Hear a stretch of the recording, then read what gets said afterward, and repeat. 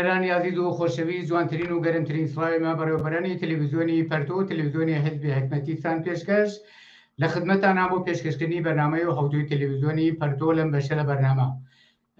پێشەوەی پرسیارەکانم ئاراستە بکەم لەم بەشە لە بەرنامە داوەتمان کردووە لە هاوڕێیان مەلەکەی عێزەتی و سمایلی وەیسی ئەندامانی کۆمیتەی کوردستانی حیزبی حکمەتیست میزگردێکمان تەشکیل داوە قسە و باسەکەی سەبارەت بە ڕووداوەکانی مانگی خورداد یا بە قۆڵی کوردی پوشپەر. پێشەوەی پرسیارەکانم ئاراستە بکەم هاوڕێیانەگە دەنگی بنەویسن بەخێر بێن بۆ ستودیۆی تەلەڤیزیۆنی پەرتۆ. ممنون هاوڕێیان بوو سڵامەکەم لە خۆت و لە هاوڕێیان هاوڕێی اسماعیل و بینەندگان. زۆر سپاس بۆ ئێوەش. هاوڕێیان من سایەکەم سوال کە ئایکەم سوالەکە ڕوو بە هەردووکتانە ئێوە خۆتان بە نۆرەی خۆتان هەر کامێکتان لە زاویە و گۆشەنگای خۆتانەوە جواب بە پرسیارەکەم بدەنەوە. هەروەکو ئاگادارن لەم ماوەی مانگی خوردادا لە ئیدامەی ئەو هەموو ئێتراز و مبارزە کە نزیک بە ساڵێکە 8 مانگە لە ئێرانە وەسیعەن بەردەوامە و جمهوری ئیسلامیش بە موازاتی ئەوە ئێدامەکە و دەگرێ و دەکوژێ و دەبڕێ بە تایبەتی لە مانگی خوردادیشە ڕووداوی زۆر لە جملە بێکاری ئەحزاری فعالینی سیاسی و اجتماعی ژنان و کلەن تەقابلی مبارزاتی خەڵک دژ بە جمهوری ئیسلامی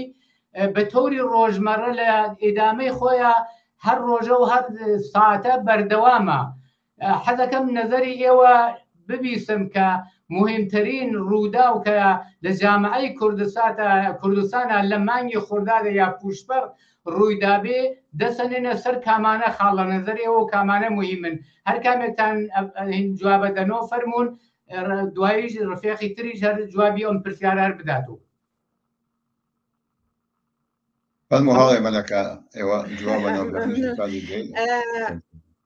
ڕاستەکەی خورداد مان کە ئێوە ئشارەتان پێکرد کە لە کورسانە اتفاقات مهم چە بووگە طبعا إشارة باتفاقات لا باصطلاح سطح جامعة رويداغا وزرب زورك رژیم جمهوری اسلامی بو سرکوتو بو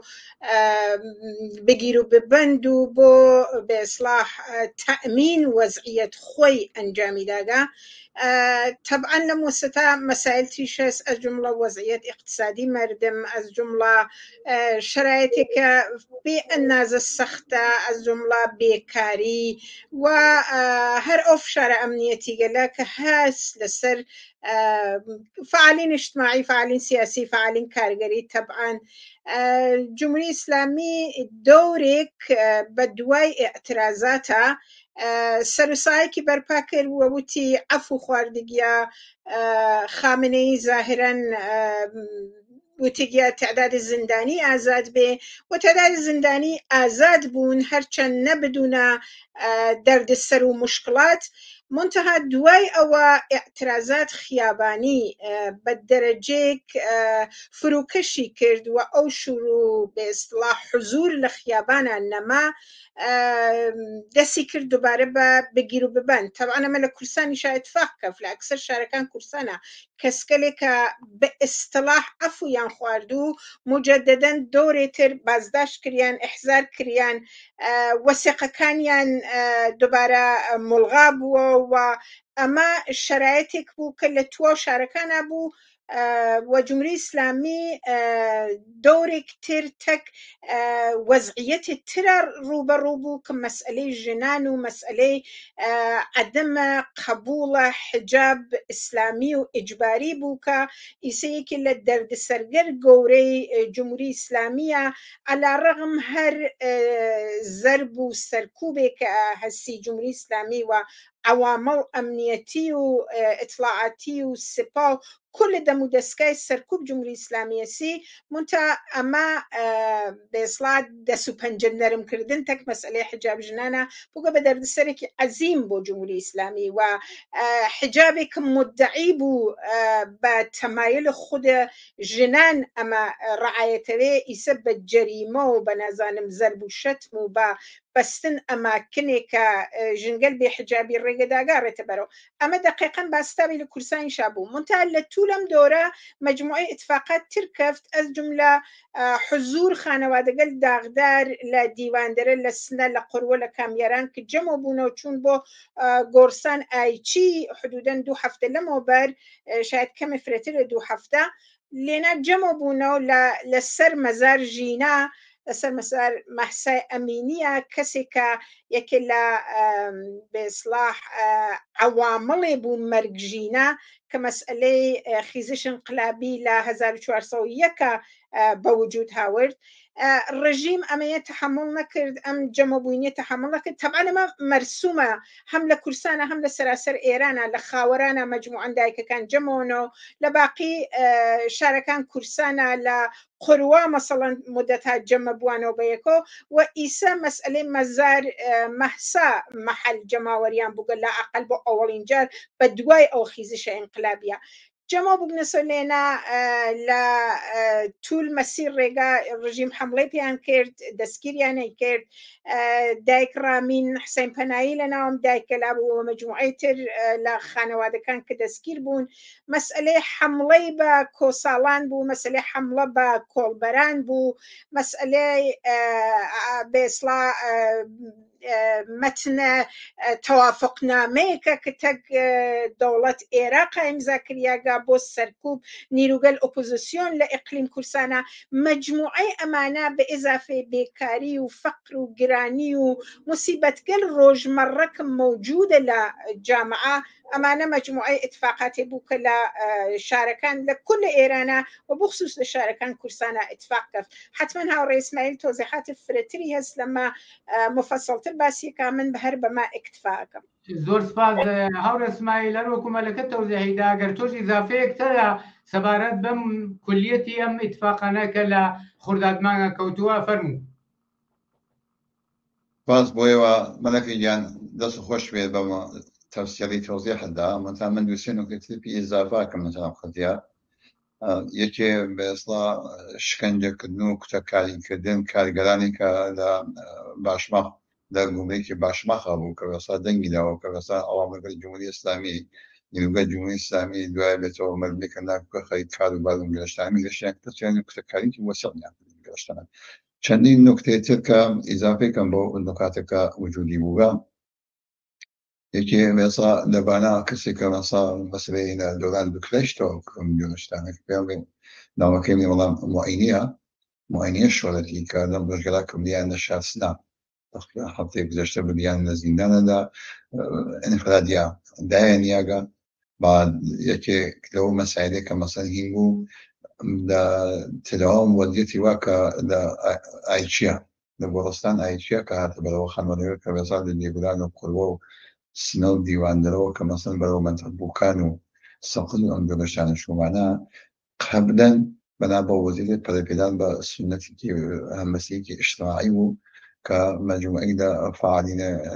کارگەری ئیجتیماعی فعالینە سیاسی ئیجتیماعی کە چوون بۆ سەردان خانەوادەی بۆ منە عەبدوڵڵاهی لە شاسنا بباشن کە جمهوری ئیسلامی هێرشی کرد ئەوانەی ئەسیر کرد حدودەن 2 هەفتە فرەتر لە زیندانگای نێشتوون گەشتانە جملە بە سەفای وڵای کەریم و گەشتانە ناسرە پیش ئەقباڵە پیشکاری ومانە وڵ شعبانی ڕاستن مەجموعە کەسانی بۆم گەشتانە لە تەداوام ئەو وەردا کە بتوانێت فشارێک بێتکە ڕۆب و وەشت خاتە ناو جەماعەوە کەمەندەکەی ئیشارە کرد نەتیجەی وەزخیزشی انقلابیە کە هذا جریانە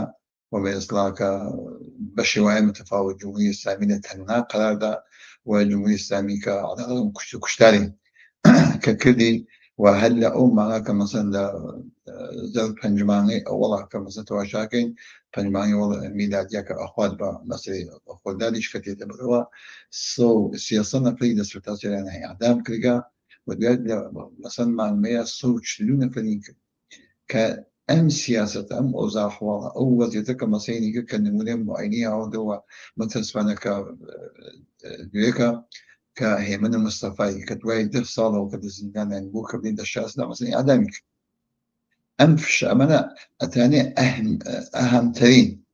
يعني بەستین بێستا ئەو دادگەری کە مەسەن تەوەسوی جمهوری ئیسلامی بە جامعەی کوردستان تحمیم وەکە بەڵکو بتوانێت فەزای ڕۆ و وحشت فراهم کات بێتە باعثەوە کە حتا جەمبوونەوەیک کە ئیشارەت بکە کە بەسا سنەتێکی ڕوتین هەمسیدی اجتماعیە بەیان هەمدەدەیەکی اجتماعیە کە خانوادەی جانباختەکەت کە جەمە بوونێتەوە کە چوون یەکسینیانیکە لەسەر گۆڕستان یا مەزار ژینا ئەمینی یا مەسای ئەمینیەوە کە نەماد و سمبولە بێستا ئەم خێریشە انقلابی ئێستا جمهوری ئیسلامی بۆ کە بتوانێت ئەمە بشارێتەوە کە مەسەڵین کردیا کەم حەڵەکەی چەند نەفەر لەوانی دەستگیر کرد کە لەو خانەوادەکەدا وەختە هەر لێنا کە مەسەڵاتێکە بەیانیەک خۆنیەوەت تەوەسط دایک هۆمەنە عەبدوڵڵایی و تەوەسط خانم دایە شەریفەی حسێن پەنایی دایک ڕابینە حسێن پەنایی کە توی ساڵە بە جمهوری ئیسلامی ئاعدامی کرد لە زیندانەکانە کە بووە باعثەوە کە مەسەڵ گوڵە سوود کە بڵاو بێتەوە و طبق بەرنامەڕێزی کە مەسەڵ شارەداری شارە سەرقز کە ئاعدامی گەرەکی ئەو گۆڕستانە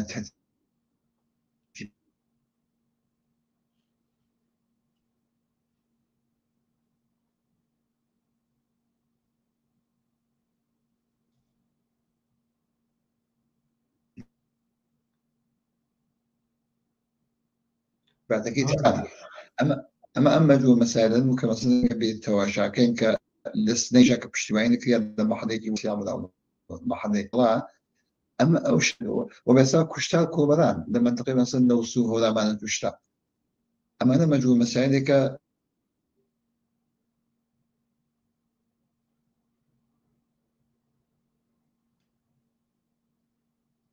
لە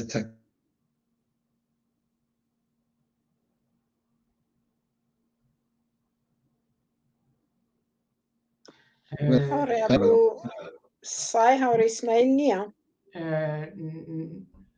منیش هاتمەوە بڵێم بەرار نازانم مشکل چییە دەنگت نییە سمای هاوڕێ ئیسماعیل دەنگت نییە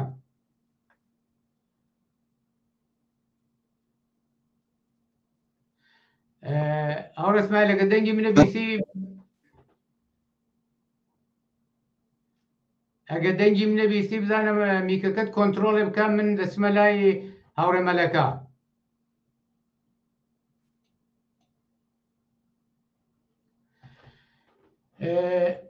هاوڕێ مەلەکە هەروەکو خۆش ئیشارە کرد اسماعیلی ئیشارەی کە بە مەجموعەیەک ڕوودا لە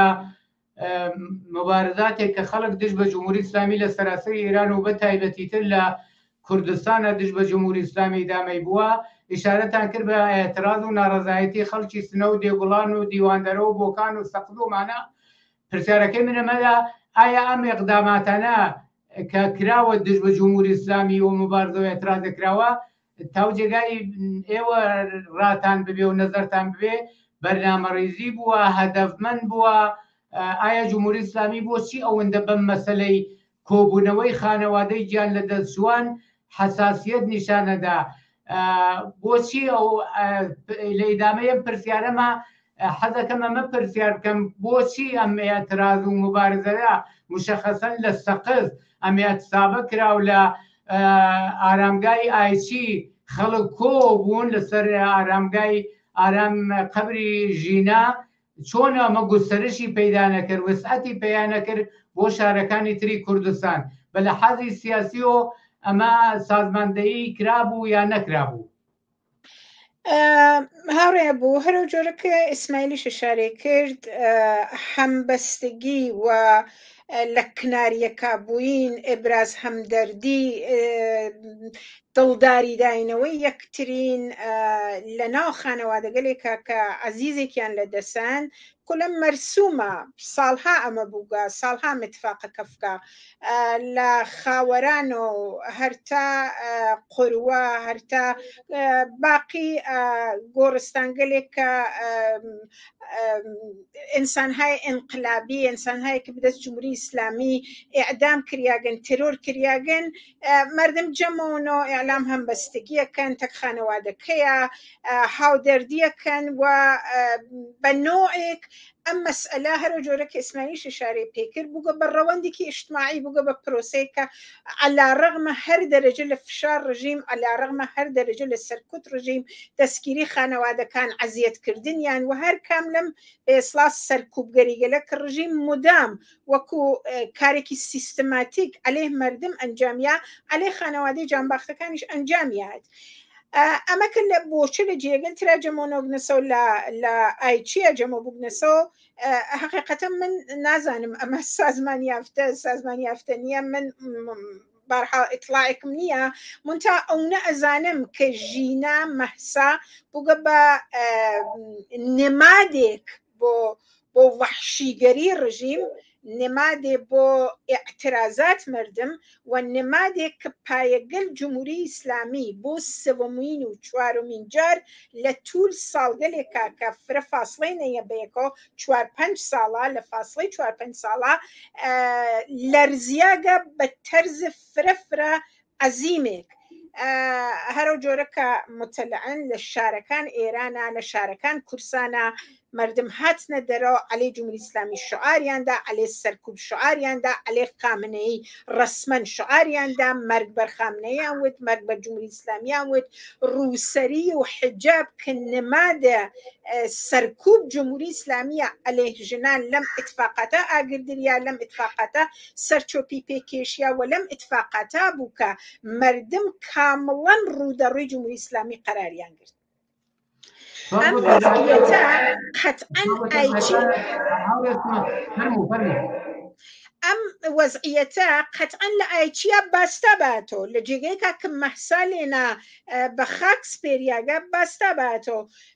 منتا ڕژیم ئەمە حاڵی بووگە ڕژیم لە هەر دەرەجە هەمبەستگی لە هەر دەرەجە ئیتحاد لە هەر دەرەجە هاودەردی کە ئینسانەکان بەیەکەوە هەسیان خصوصا ئینسانگەلێکە معتەرزن عەلەی جمهوری ئیسلامی داخلە دڵن نسبەت بە جمهوری متەنەفرن لە جمهوری ئیسلامی بەمە حەساسە ئیسە ظاهرەن نەقشێکی کێشاگا بۆ ئەوە کە قۆر ژینا بێسڵا تەرک بکەفێت دیار نەوێ بەرچاو نەوێ و مردم نەتان لێنا جەمە بنەوە ئەم گشتە سەرکوتە کە ئێمە قسەمان لێکرد هەم من هەم هاوڕێ ئیسماعیل قسەمان لێکرد کە جمهوری ئیسلامی عەلەیه مردم بەکاری برگا وەلێ لە مەسئلەیەک مهمتر بارحاڵ ئیسە من ئشارەی پێ بکەم ئەویش ئێعتراز مردم سەقزە بەم دەرەجە لە سەرکوب بەم دەرەجە لە زۆربێژی بەم دەرەجە لە فشار لەسەر خانەوادەکان و لەسەر کەسکەلێک کە عەزیزگەلیان یان لەدەستاگا شاهد بووین کە بازار سەقز و بەشی عومدە لە شار سەقز لە ئێعتسابێکی کامڵا بوو و هوشدارێکیاندا بە ڕژیم کە تۆ ناتوانی بدونە سەر و سا و لە ئارامشە بۆ ئەوە خۆت دووبارە بە منتەقە سابتکەی بە دنیا سابتکەی گەرەکت بێ بە قۆر ژینا یا بە خانەوادەگەلێک کە عەزیزیان یان لەدەستاگا تەعەڕوس بکەی ئەم تەجەموعگەلە ممانعەتی بۆ ئیجادکەی ئەمە ناتوانی بدونە دەردەسەر ئەنجامی بی و ئێمە لە مقابل تا بێساگین ئەمە یەکێ لە مهمترین ئتفاقاتی بوو کە لە خۆردادا کەفت و من فکرەکەمەوە ئەمە بێسڵا سەرگوڵ ئتفاقات خۆردادا زۆر سپاس ئیسماعیل تۆ چەند لەحزەیە قەتا بووی ئەڵانەکە دەنگی منە بیسی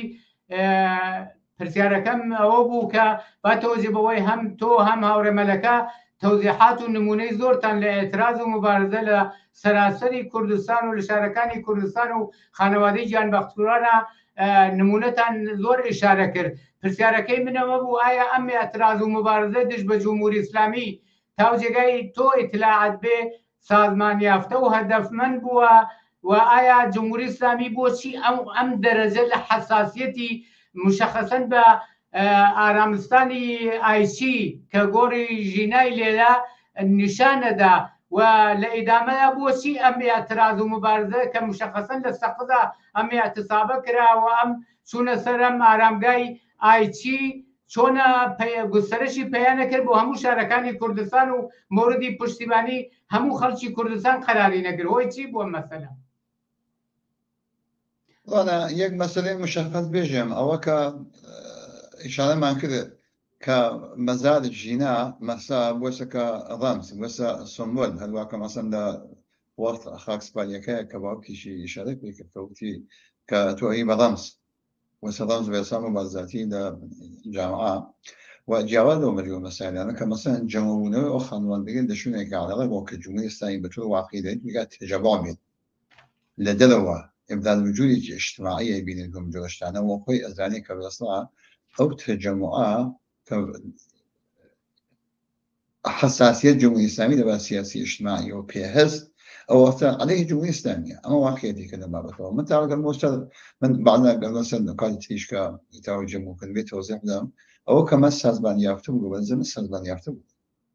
بقولنا مسلك خد بخدنا هو كمثلا خانوادي كمثلا جال بحكي كمثلا لدي بلانا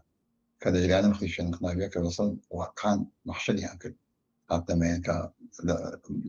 الشارع دي بلان كاكس الشنين فيان كمثلا كان يبحكي خانوادي جال بحكي مثلا الشارع سدام لديوان درا البها أو تي يكو كفتوت نرجع كبنيان كبير كبيان خوش بيه كبرن كاري واكن ويبدن نوع أتوبوس هذا نوع رجع يشتري من بيك وإيشن بندو كبش نسل مزارك النصر جينا نقولسان أي شيء كسائن شيء كتير بنكلمه عشان نسق لبكان تخانوا ولا يوم جان مفكرة مثلا صواب سكن يكجين يكتشوا أنا بتوكتين جماعتي وسيم وكبتوك وحدك جمهورية سامية هل لحظة ولا كوبنا وك سجويا نكا أما سازمان يفتو بدو أيوة فراغان حزب سازمان يكون كرشتاني بولا بلانا كوما أو جامعة نبتو غاية جامعة كما تحزبو سازمان يفتس سازمان يفتس كأمهم بسيطة اجتماعية بوشا وقبلين سابقين بولا جامعة كل سنة لا صادمين قدشتا كدوائي وكجمعي سامي هرش كلا سلسان كل سنة سلقت كادلو معنا مجموعي كي وسين سنة أزادي خوارج رب أوت السوسياليست والكومونيست يعني أباقي هل كان دائما كدس بوين وعند ذبو صار هاي صار نصر مقاومة المازي مسلحنا دهانا فد صدهانا فد صار على كان مزيك مان كاين يقول كذا سياسة شغل الجمهورية الجمهورية الإسلامية وكذا بيصا الجبهة وبعدين بيصا مسلحنا بلد الجمهورية الإسلامية يعني بحكي أما هو الشبكة وسيلة صادماني بياك الاستعجاب كل سنة هو شبكة وسيلة عملية أنك حركتك اجتماعية وهمتك اجتماعية وأنا بعض حيوانية ولازم نهاية متفاوتة وكل بيكلك واحد شنو من جميع ما يشزاني وشو حركتك اجتماعية ممكن أشياء وذا أحوالي ممكنية وأنا كبير إذا بدون اجتماعي كان مركز الجمهورية الإسلامية الجمهورية الإسلامية نعمل الجمهورية الإسلامية كان برامج الجمهورية الإسلامية أقرب سنة شبكه وأما سنتك اجتماع همسكي اجتماعية بدل ما سازمان يفتبو أي فراخان حسبوا بسازمان يقولون جوشتانا بالحال أويني كذا محافظة ظهراني كعمري لجو مشاي متفاوت على اللي خبر يطلعون الجامعة وشوليز كائن يعني وشا ومثلا توشاكا دو حفلة بلوا كحدودان دانا فالفعالين كاريجري سياسي اجتماعي نشاسنا كجمعوا لهم برنامج بهدف من عشان سبب خانوادي هو من عملك يعني بحكي كذلك الجيران على مستوى كراسة كبيانية أخوانية توا لما حكومية بيصلا وحشي الجنادي كذا الجمهورية الإسلامية لما بتنوا كجمهورية الإسلامية شيء يعني كذلك الفرش دار الشدة كلم دوسرو جاك مثلا دخلوا مثلا حيبراي كريمية كمثلا كجيل ويابتو ناس إغواء بيشكارية كمثلا أخيرا أدل يعني كل معنا وكل نمونة تشبيكي كينك جد جاء من أتوانا إنكم مرام مثلا من يكتبوا بالزعم بالرواية من مرام شكردان مثلا قضية أيا مثلا أوضاع أحوال يشتغل مثلا فاسكين جمش ريخزن جمش عليه إعدام شو ريخزن أيا ما تواني كمثلا وسيلة خانوادة قلعة كذا كل سنة وجودي أنس كبتواني تلاش كين توقع بين الجامعة بوسط من يفتي بأقدام لهم بسيجي اجتماعية كذا بياز بتوع بأقدام بيصير بخانوادة بيصير مجرنا خاورانا يعني وقت قلي كمثلا إيه كلياكا متى أما بس كده متى أما قلك يقدروا كتبي جماعة لك نفسك كان ما بين شو أولا هل لو حتى كوميديا كنت سانش كإطلاعية ده قد يتبعتك ويصلا إعدام كلنا هي من المستفاية دواتو هل لو كبس بتوضع سميتري ولا سرخوشية كنا خانواده هي من المستفاية لدوسو أشنا وقوم وفاميلي وأمجولش تانية كبيصا أما جلالك الجمهور هيش قام فمشيها وهل أما ما خدادا كبيصا بحصباك بمعنى لا ما خدادا بيصا شنسودوا جمهورية إسلامية 59 نفر 59 نفر بيصا جوانات نواقان حدودا 6 نفری که مثلا ژێر سن 18 ساڵ ئینسانەیە ئازادی خەڵات حتا لە دەبیرستانە بوو کە لە شار مەهابادا بە بەهانەیە متفاوتەوە کە مەسەینی کرد دەستگیریانی کرد بدیین ئەوەتە بدونە هیچ شینی لە زیندان تۆریزا گشتیانی ئادام کرد و ئیسە کە تا ئیسەیشە کە مەسن خائینەکانیان بێسا گۆڵەکانیان بوومە و ئەمە جێگەی خۆیەتی کە لە ماڵ خودداداکەم وتێتە کە باسی دەکەین یادکی لە ئێستا ئەو 50 نەفەرە و خانەوادەی ئەوانەیشە ناتوان کە بەسا گۆڵ جگرگۆشەکانیان چێ بەسەراتکە و بۆیە کە جمهوری ئیسلامی تەلاشەکات تەلاشکە کە مەسەن ئارامستان ئایچی کە ژینایەتە بە ئەسپەر دەکریاگە بیسڕێتەوە کاری گومی کات کە ئەم سنبول و نەمادە وێستا احترازە احتراجی اجتماعیە کە هەڵگە لە خاوەرانە سەدها نەفەر گۆڕەکانیان معلوم نییە هەدەی کوێنە ئەمە بەسا شکردن لەسەر قەزیە کە بێتە بایتەوە کە جامعە متحزب سازمان یافتر بێت عليه بێسا جنایەت‌های جمهوری ئیسلامی ئەمە بەزە مەسەلەیەک کە توانین وەکو زۆر سپاس بۆ تەوزیحەکەت زۆر سپاس بۆ تەوزیحەکانتان هەروەکو دەزانن و ئاگادارن کە جمهوری ئیسلامی دیارە 43 ساڵە لە قودرەتەدا یەک ڕۆژ بۆ بێ کوشتار و ئەدام نەتوانیوە ناتوانێت لەسەر پێی خۆی ڕابوەستێ هەروەکو ئێوەش ئیشارەتان کرد لە 5 مانگی ڕابردووە نزیک دقیقاً 300 نەفەری ئێعدام کردووە مشخصەن لە مانگی خوردادا 142 نەفەری ئێعدام کردووە علایمەکان ڕووداوەکان اتفاقەکان وا نیشانەدا هەرچی ئێتراز و مبارزەی خەڵک جددیتر و وەسێترە جمهوری ئیسلامی محتاتتر و بە ترس و دەسەبا بۆم کارە وەختێ بینێ ئێتراز و مبارزەی یەک زەڕە پاشە کشەی کردووە دقیقاً لەو شەرایطە دەسەبا بۆ ئێعدامکردن و مشخصەن هەروەکو ئێوەش ئیشارەتان کرد دوێنێ هێمنی مستەفایی دوای 10 ساڵ کە لە زیندانە بووە و ظاهرەن بەیسا بە قەساس ئێعدام کراوە و گوایە چەند ساڵیشە لە تەرەو خانەوادەی مەقتوڵۆ ئەم کەسە بەخشراوە چۆنە جمهوری ئیسلامی لایەکۆ هێرش دەکاتە سەر شوێنێ وەک ئارامگای ئایچی و قەبری ژینە لایەکتریش و ئاوا دەسەبات لە خەفایا فەورەن ئێعدامەکە هۆی ئەم مەسەلە ئەم سیکلی کوشت و کوشتارە ئایا واقعاً پایانی ئەبێت بەغەیری ئەوەی کە خەڵک تەسمیم بگن و جمهوری ئیسلامی لە ئەریکەی قودرەت بێنە خوارەوە هاڕێ بوو من ئیجازەگرم کە هەڵگەڕمەوە بە سوالە قبلەکەت لەسەر مەسئلەی سازمان یافتگی ئاعترازات کورسان جامعەیەکی سازمان یافتە جامعەیەکی متحەزبە سابقەی تەحەزبیە سابقەی کار اعترازی هەست سابقەی ئەوەیە هەست کە بنیامەکان بێکۆ هەن لە ئێرتباتە طبعاً ئەگەر لەم زاویە تماشایکەین هەر ئێعترازێ لە شارگەل کورسانە هەدەفێکی هەست سازمان یافتەس بۆ معناکە شەبەکەهای بێسڵام مەردمی بنیامگەلێکە بەیەکۆ ئێرتباتیان هەست ئینسانگەلێکە هاودەردن ئینسانگەلێکە یەکترین ئەناسن شارەکان کورسان فرا شارگەلێ بێدەر و بێسڵاب پەیکەر و دەرەندەش نییە شارگەلێکە مەجموعەن فرێک لە بنیامەکان یەکترین ئەناسن مەخسوسەن ئەگەر ئەم بنیامگەلە کەسێکیان تەوەسط جمهوری ئیسلامی دەستگیر کریاوێ ئێعدام کریاوێ شکنجە کریاوێ ئەم وابەستگی و ئەم شناخت و ئەم ئاشناییە خود بەخۆت پێشتێ و لە ڕەوەندە ئەم شناخت و ئاشناییە تەبعاً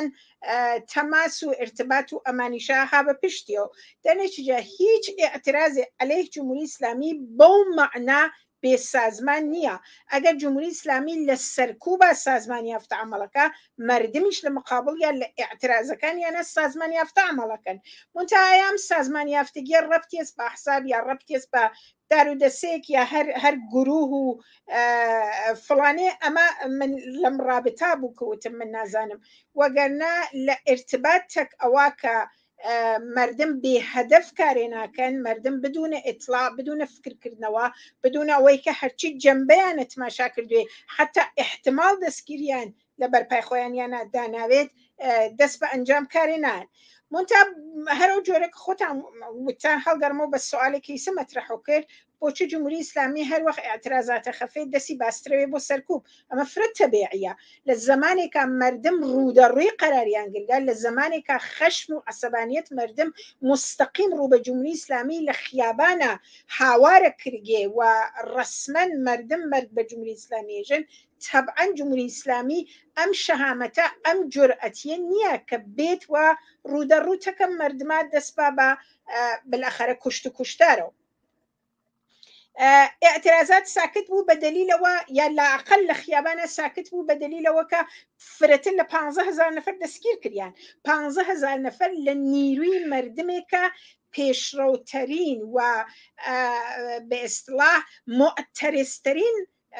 بەخش ئەو مردمە بوون لە خیابانە زیاتر لە 1500 نەفەر ئیعدام کردیان جمهوری ئیسلامی بدونە ئەم سەرکوبە نەیەتانیەوە ئاعترازاتە لە خیابانە خاموشکە ئیسا ئاعترازاتە لە خیابانە نەماگا وەڵێ ئاعترازات کارگەری هەست ئاعترازات ژنان هەست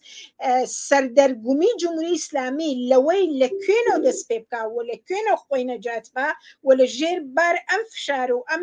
زەربا خۆی بێرێتە دەرەوە لێنا خۆی نیشانە ئەچێ ئایچێ وەسێ ئەچێ خانەوادەگەل جانباختەکان لە کورسانە دەستگیرەکە ئەچێ دایک دەستگیرەکە ئەچێ توا ئاعزای خانەوادەی کوڕێک جوان کە ئیعدام کریاگا لە دایک و خۆیشک و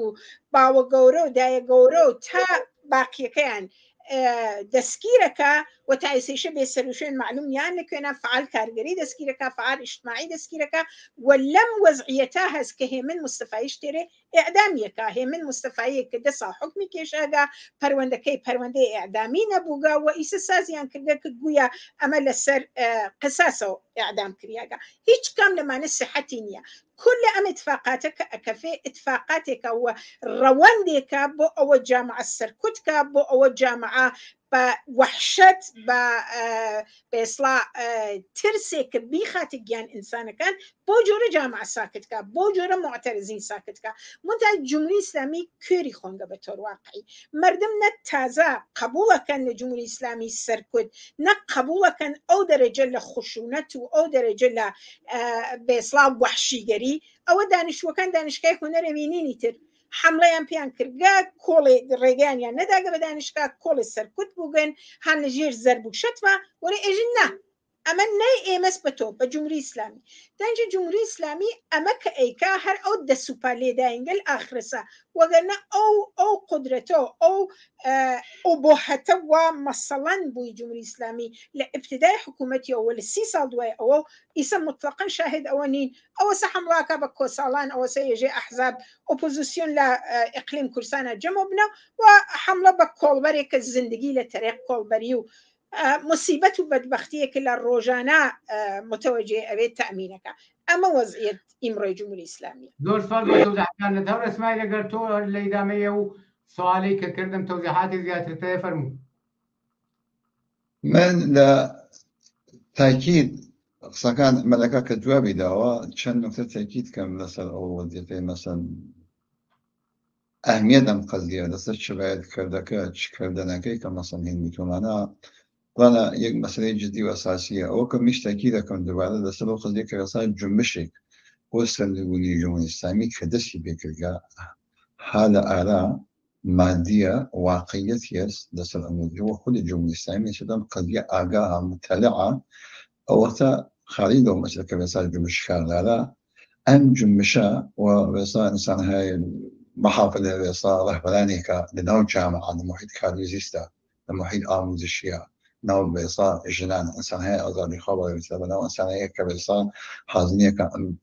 وزيد موجودة قبل كاتو مجونشتانا ويأتو أمينوارة بوي كمثلا تسوه ميدا موجودة جمهورية إسلامية بقوقات جمهورية إسلامية رخاوة أمينوارة بوكا أكرية جمهورية إسلامية سنقول كين وسنقول جمهورية إسلامية محتملة كاتو مجونشتانا وبلام دا أم حشتنو معنا كمثلا نو بالشاب نو بحفظة نو دوهش تامي كلا مجونشتانا كجمهورية إسلامية كل تلاش كاني كل معنا وقت كتشانلوجيك جامعة شو بنعمل هو أم تقابل كمثلا هشنو معنا في الجبهة كما نكش تكيد لبعد اجتماعي كان إذا وجود اجتماعي أو جامعة خيابنا كمثلا ياجا أو فلوكش بياك متى لأنق جامعة أو نظرياتية تعمق فتي بها كوسترش فتي بها كرجا وبصار رهبران وفعالين أصلي سالمان لهنجانا أصلي عشان كده بعد سرطان سريع كم بصانع وانيا يكبري وكو الشبكة ليك هل بيش كنوا معنا متى أوانيش بتحجب بترمي تعمق فتي بها وبنزل من على رغم أمدوال بوني بلقيان جمهوري سامي أو جمهوري شبوس المجال تعمق فتي بها كرجا وقت تاكي هم جالكا لشريعة وزا حوالي كان مختصر جمهوري الإسلامي لكن اللي ذاك بيصلا كشغل بس يعني والجمهوري الإسلامي مواقفة ومواقفة كوبي كما إذا بينما سلسلة في الإعدام كانت إذا بيصلا حسابي كان وجدوا في الإعدام يعني بوشان إعدام لكم جوات يعني ويك واحد ده صاروا هم المستفعي واتوا على وحشة خلنا الجامعة ما نفس من يفتي في توقع كده جامعة وأنا أول كان يقول لي الجمهورية الإسلامية كجامعة بأمدوار وجه شعوبي كالجمهورية الإسلامية بشيوعي انقلابي بشيوعي انقلابي سنقول متو آزادي وولي رفاع اجتماعي كمتواني كيمتو مكان مشروع حاكمية بيصلا مردمي كمتواني تهزمين كات سنقول الجمهورية الإسلامية متاتها في شيء خاص وجود يز والله أكيد سازمان يفتحي خاص بيتو مثلا جمهورية الشريعة تلاش هو مثلا إعدام تعمل كجمهورية الإسلامية جبت كإعدام كات أما نكشي هذا خدمته وكا ذيك هموال كابو سنقولي أقام شيء بليك سنقولي جمهورية الإسلامية بيصلا هموال تلو تحسين تلو كاتوا حتى أما مثلا هذا وهذا قد جان بعض كذا كباس بعد كيف تاريخا وجود يبوكا كبدل بس نخيل جامعي كمتعزو السازمان يافتا أبي رهبران عملي فعالي إنسانية أزالي إخوان إنسانية الشريف أم بالنسبة ممكن كبتواني كانت شيء فتى بريبي بن بوستلش فتى بريبي لا فقط لجدو يسا لما يواني شابسا جان باختز لما حبادا لشنوا لبيراشاراز ويسا بلا أولاد تبجي كمثلا لكماشانا لقزشين لشعبادا أماناز كمثلا ليك فتى هات بيشنو معنا وبتواني جهتي كي إنسان كم قلابتي بابد يسا هويتي كي لقومين مسامي بيت عليه موجود المسامي لسل بزنقاوة أما تواني بيرتميان كما مسألة كتوقع كأشياء كزمينة فشابه الجمهورية الإسلامية أقام شيء من الجمهورية الإسلامية من جلستانا أو أستاذ بعدين فشارته أو هذا جا الجمهورية الإسلامية تلاميذ شيوعية تلاميذ شيكا راسكي جلان قطب كومونيستي وشبكة حزب حكومة الإسلام أبي تلاشكا كبتنا أم توقز كأستاذ بعدين فشاب خالص الجمهورية الإسلامية والجمهورية الإسلامية وذلك ك أو أمدوار بون جامعة بس هنقول الجمهورية الإسلامية متقطرة بتوا ماديات بياكات و فذاك قالوا وعشان قريك يعني كان الوقت ما ادري شعبي كخيالي خاوة خيالي كشورة بيش بسلمني كبيش من الناقة كوي معتقدة متى تلاشى بزين لا من خوي سوركاتوا كسورة خوي سوركاتوا كبيجن هو إنجاز شو مدقاني صار شلم كم نابالي ما شو بديت أو هذا وقت العام كنا جامعة هناك والله الأستاذ بان يفتو بالشكل بين باي سوي كبسن وعدد باقي مشي كيتون درشتنا بس يبيني تسري باب الديوان السنية وسياسة الإنسانية كي بشرستا كشي من أوابيرك ما فضل زور سپاس بۆ تەوزیحەکانتان و بۆ بەشداریتان لە بەرنامەی ڕۆی تەلەڤیزیۆنی پەرتۆدا وەختەکەمان بە ئاخر گەیشتووە ناتوانم دی پرسیار بکەم زۆر سپاس بۆ بەشداریتان فرە مەمنون هاڕێیا بۆ دەستان خۆش بێت سپاس بۆ ئێوەش مانیش نەوەند زۆر سپاس بینەرانی عزیز و خۆشەویست بەم جۆرهاتینە کۆتاییم بەشە لە بەرنامەی ڕۆی تەلەڤیزیۆنی پەرتۆ داوەتەکەم بینەری ئیدامەی بەرنامەکان بن کات و ساتێکی خۆشتان بۆ